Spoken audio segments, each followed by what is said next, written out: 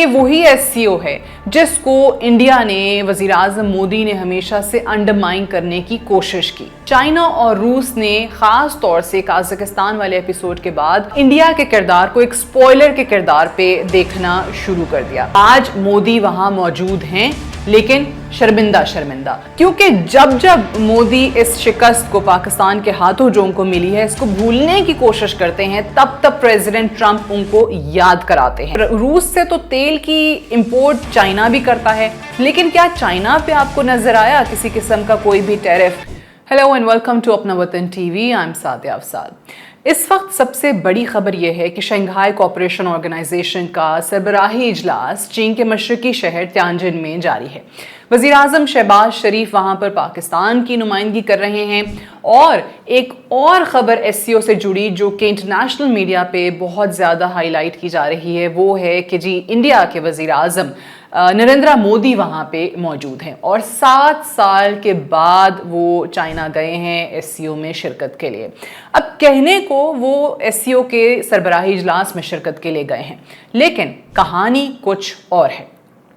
हुआ ये है कि ये वही एससीओ है जिसको इंडिया ने, वज़ीर आज़म मोदी ने हमेशा से अंडरमाइन करने की कोशिश की। पिछले साल काजाकिस्तान में एससीओ का यही सरबराही इजलास हुआ तो मोदी ने पार्लिमान के इजलास का बहाना बना के इसमें शिरकत नहीं की और रूस और चाइना के ज़ेरे सरपरस्ती चलने वाले ये फोरम्स जितने भी हैं उनको हमेशा से आपने देखा है कि मोदी ने अंडरमाइन किया है। और चाइना और रूस ने ख़ास तौर से काजाकिस्तान वाले एपिसोड के बाद इंडिया के किरदार को एक स्पॉइलर के किरदार पे देखना शुरू कर दिया। अब उसके बाद क्यों गए हैं 7 साल के बाद उसी चाइना की तरफ, उसी एससीओ में जिसको घास नहीं डालते थे, क्योंकि उस वक्त प्राइम मिनिस्टर मोदी को लगता था कि वो अमेरिका के साथ और G7 ममालिक के साथ अच्छे ताल्लुकात पे ही गुजारा कर सकते हैं और उनको एससीओ जैसे फोरम्स की ज़रूरत नहीं है। और अब सवाल पैदा होता है कि क्यों ज़रूरत पेश आई। आज मोदी वहाँ मौजूद हैं, लेकिन शर्मिंदा शर्मिंदा। उनकी बॉडी लैंग्वेज आपको साफ बता रही है कि मोदी एक शिकस्त खुर्दा इंसान के तौर पे वहां पे मौजूद है, जो ये जानता है कि वहां पे मौजूद दीगर ममालिक के सरबराहान भी मोदी की हकीकत से आगाह हैं। कहीं पर भी सवाल हो सकता है कि पाकिस्तान ने कैसे तुम्हें हरा दिया, पाकिस्तान के मुकाबले में तुम तो बहुत बड़ी अपनी फ़ौज की तारीफ़ें किया करते थे और कई गुना बड़े मुल्क के तौर पे तुम अपने आप को बताते थे। सो क्या हुआ, पाकिस्तान ने तुम्हारे जहाज़ कैसे गिराए? और मोदी को पता है कि इसका जवाब उनके पास नहीं है। सो एक तो ये चीज़ है कि आज वो आपको एक शिकस्त खुर्दा लीडर के तौर पे तियानजिन में इस एससीओ फोरम के अंदर नजर आते हैं, क्योंकि जब जब मोदी इस शिकस्त को पाकिस्तान के हाथों जो उनको मिली है इसको भूलने की कोशिश करते हैं, तब तब प्रेसिडेंट ट्रंप उनको याद कराते हैं। बार बार वो जिक्र करते हैं कि कैसे उन्होंने सीज फायर कराया, कैसे उन्होंने इंडिया को कहा, कैसे उन्होंने पाकिस्तान को कहा।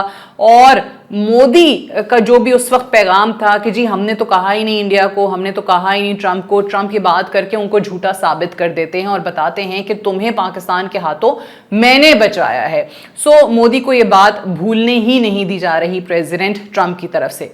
अच्छा, दूसरी अहम बात ये कि मोदी इस वक्त अमेरिका से दूर होके समझ रहे हैं कि वापस चाइना के करीब होके, रूस के करीब होके जो इकोनॉमिक पोजीशन उनकी इस वक्त ख़राब हुई है उसको वो बचा लेंगे तो वो भी बहुत मुश्किल नज़र आता है। वो इसलिए कि तमाम ममालिक इस वक्त अगर आप देखें तो अपनी ख़ारजा पॉलिसी को देखते हुए, अपनी सिक्योरिटी सूरत हाल को देखते हुए अपनी मुस्तकबिल की पॉलिसीज़ तरतीब दे रहे हैं। And China is also sceptical about Modi. Why? क्योंकि उनका जो माजी का किरदार रहा है वो सबके सामने है। बर्फ़ पिघली है दोनों ममालिक के दरमियान, बिल्कुल बातचीत हो रही है, लेकिन क्या चीज़ें मामूल पे आ सकती हैं दोनों ममालिक की हिस्ट्री को देखते हुए? तो अभी फ़िलहाल ऐसा मुश्किल नज़र आता है। और मोदी को यही बेहतर लगा कि एससीओ जैसे फोरम्स की इसलिए भी ज़रूरत है क्योंकि अगर मैं अब अमेरिका से दूर हूँ तो फिर मुझे चाइना के करीब होना ही पड़ेगा। लेकिन यहाँ पे एक और चीज़ देखिए कि ट्रंप ने अगर मोदी को या भारत को पनिश किया है 50% टैरिफ लगा के, तो वो रूस से तो तेल की इंपोर्ट चाइना भी करता है, लेकिन क्या चाइना पे आपको नजर आया किसी किस्म का कोई भी टैरिफ? नहीं, ये टैरिफ जो लगा है ये सिर्फ और सिर्फ इंडिया पे ही लगा है, और ये इंडिया की इकॉनमी के लिए सही नहीं है। उनकी एक्सपोर्ट्स को अगर आप देख लें तो वो गिरना शुरू हो गई हैं। उनके अखबारात इस चीज़ पे लिख रहे हैं, इंडिया की जो एक्सपोर्ट्स के ऑर्डर्स थे वो कैंसिल होना शुरू हो गए हैं, और जो ऑलरेडी जिन की डिलीवरी होनी थी वो अब बर वक्त नहीं हो सकेंगे। कब होंगे वो चीज़ें, कब जाएंगी, वो किसी को नहीं पता, क्योंकि इंडिया की जितनी भी प्रोडक्ट्स हैं उसकी सबसे बड़ी मार्केट ना तो चाइना है, ना ही रूस है, बल्कि अमेरिका है।